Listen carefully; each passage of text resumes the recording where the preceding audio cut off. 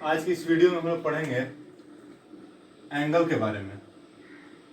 Angles में हम लोग देख चुके थे, मेनली इसका प्रॉपर्टीज जानना है।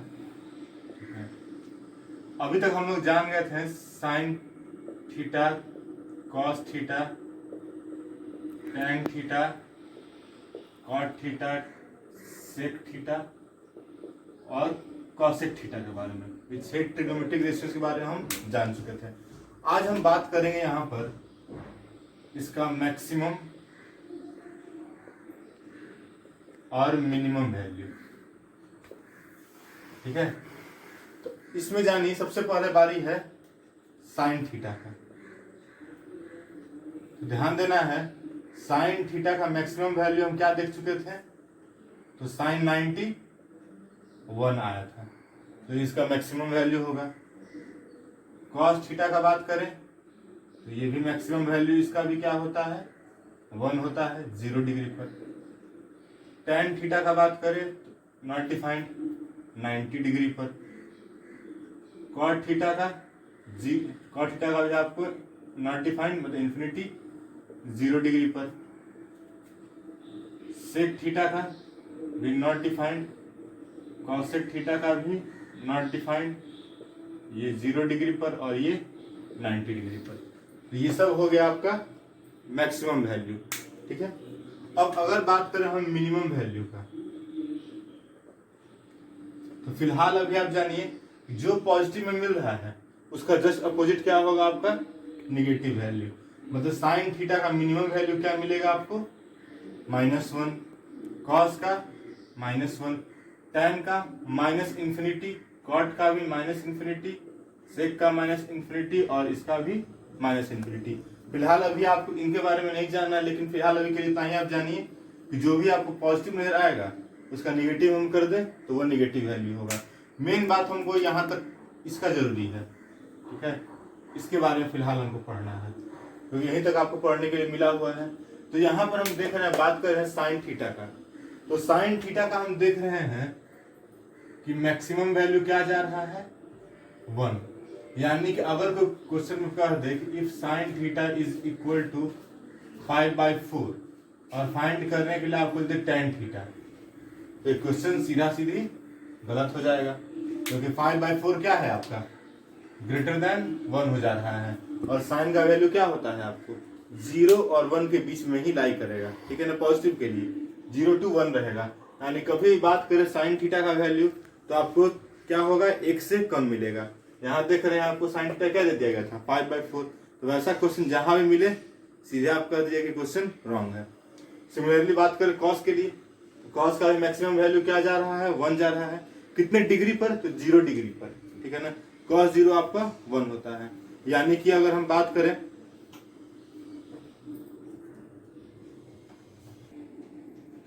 तो यहाँ हम देख रहे हैं कॉस का मैक्सिमम वैल्यू क्या हो रहा है, 1। यानी कभी भी आपका वैल्यू जो होगा वो 1 से लेस देन ही करके मिलेगा। ठीक है ना, उसके अलावा आपको कोई वैल्यू दिया जाए तो सीधा आप कहिएगा इट विल नॉट पॉसिबल। कल के क्वेश्चन पर हम अगर आए तो क्वेश्चन में आपको दिया था कि sine A plus sine B plus sine C plus sine D is equal to 1 था। आपको फाइंड करना था cos A plus cos B plus cos C plus cos D का वैल्यू क्या होगा। तो यहाँ पर देखिए इक्वल टू 4 दिया हुआ था। ठीक है, तो यहाँ देखिए अगर बात करें हम तो साइन ए है, साइन बी है, साइन सी है, साइन डी है, और कितना दिया हुआ है आपको 4। मतलब बताइए यहाँ पर अगर हम बात करें ये कब पॉसिबल होगा, तो जान गए हम कि maximum value of sine theta क्या होता है, तो 1 होता है। तो ये आपको कब पॉसिबल होगा, it will only possible if, कब होगा, तो a बराबर b बराबर c बराबर d is equal to 90 degree. मतलब सारा का सारा एंगल 90 हो तभी पॉसिबल है। देखिए साइन 90 1, ये भी 1 1 1, 1 + 1 2 + 1 3 + 1 4। यानी कि a बराबर b बराबर c बराबर 90 डिग्री होगा, तभी आपको ये 4 मिलेगा। बाकी किसी भी एंगल पर आपको ये वैल्यू नहीं मिलेगा। तो अब वैल्यू पुट करते हैं हम। तो बताइए यहाँ पर क्या होगा, cos 90, यहाँ भी cos 90, फिर cos 90 और फिर cos 90। cos 90 का वैल्यू 0, यहाँ भी 0, यानी क्या हो गया आपका आंसर 0। यानी कि cos A plus cos B plus cos C plus cos D, इसका वैल्यू क्या हो जाएगा आपको 0 हो जाएगा।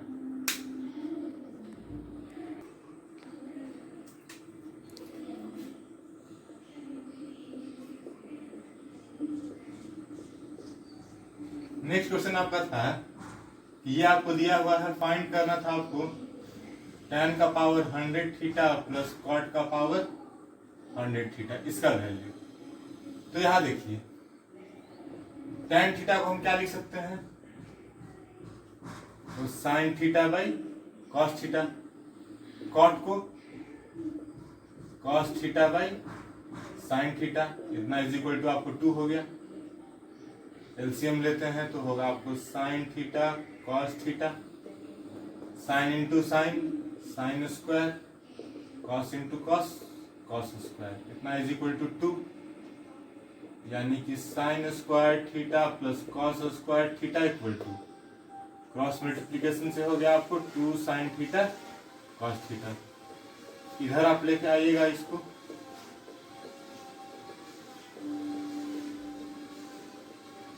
इतना बराबर 0। ये क्या है, तो A square plus B square minus 2ab, मतलब कि a माइनस बी का होल स्क्वायर बराबर 0, यानी कि sine theta minus cos theta बराबर अंडर रूट 0, यानी कि 0। यानी यहां से क्या मिलेगा आपको, sine theta is equal to cos theta. आप इसको नीचे ले आइए तो मिल जाएगा आपको sine by cos is equal to 1, यानी कि sine by cos tan equal to 1, यानी बताइए tan का वैल्यू 1 कितने डिग्री पर, 45 डिग्री पर, तो थीटा का वैल्यू कितना हो गया 45 डिग्री। या सीधा आप इसका भी यूज कर सकते हैं। अब आ रही है क्वेश्चन पर, तो क्वेश्चन में आपको कहा है tan का पावर 100 थीटा, मतलब हम क्या लिखेंगे इसको, tan 45 डिग्री का पावर 100, वहां लिखाएगा आपको cot 45 डिग्री का पावर 100। tan 45 का वैल्यू 1, तो 1 का पावर 100, cot 45 भी आपको 1 होता है तो 1 का पावर 100, मतलब 1 प्लस 1, आंसर क्या हो गया आपका 2, यानी इसका वैल्यू क्या होगा आपको, तो 2 ही होगा।